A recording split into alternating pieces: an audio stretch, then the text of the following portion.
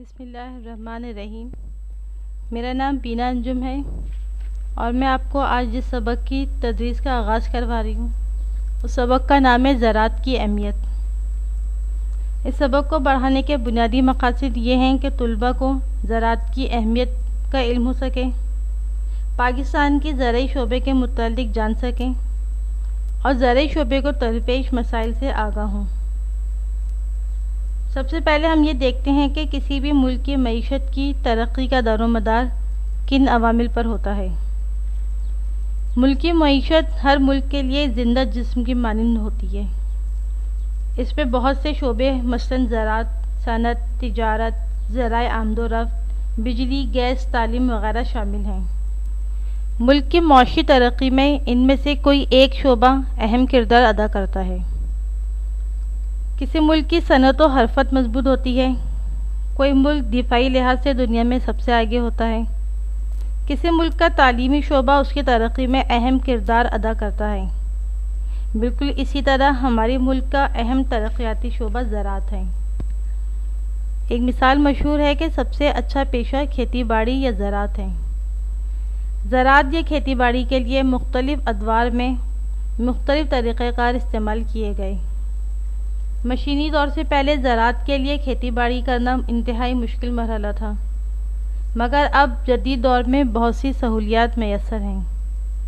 پہلے کھیتوں میں بیل گاڑی کے ذریعے ہل چلایا جاتا اور رہٹ کے ذریعے پانی ڈالا جاتا تھا، مگر اب تقریباً ہر کام ٹریکٹر اور تھریشر کے ذریعے کیا جاتا ہے۔ اسی طرح کھاد بھی کئی اقسام کی میسر ہیں۔ الحمدللہ اللہ نے پاکستان کو انتہائی زرخیز زمین عطا کی۔ یہی وجہ ہے کہ پاکستان کی آبادی کا تقریباً 70% حصہ زرعی شعبے سے وابستہ ہے۔ زراعت کو پاکستان کی معیشت میں ریڑھ کی ہڈی کی حیثیت حاصل ہے۔ زرعی شعبہ نہ صرف ملک کی غالب آبادی کو روزگار فراہم کرتا ہے بلکہ کثیر زرعی مبادلہ بچاتا ہے جو غذائی اجناس کو درآمد کرنے پر خرچ کرنا پڑتا۔ ہماری حکومتی منصوبہ بندی کا ایک اہم مقصد خوراک اور دیگر زرعی اجناس میں اپنے ملک کو خود کفیل کرنا ہے۔ زرعی شعبہ نہ صرف ملک کی آبادی کو خوراک دیتا ہے بلکہ بیشتر ملکی صنعتوں کو خام مال بھی یہی شعبہ مہیا کرتا ہے۔ مثال کے طور پر شکر سازی کے لیے گنا اور کپڑے کی صنعت کے لیے کپاس وغیرہ۔ زراعت کا شعبہ ملکی صنعتوں کو خام مال نہ دے تو یہی خام مال دوسرے ممالک سے خریدنے پر خزانے پر بوجھ پڑے۔ اس لیے ہماری حکومت کی تمام تر توجہ زراعت کے شعبے کی ترقی پر مرکوز ہونی چاہیے۔ اب سوال یہ ہے کہ زراعت کی ترقی کے لیے بنیادی عناصر کیا ہیں؟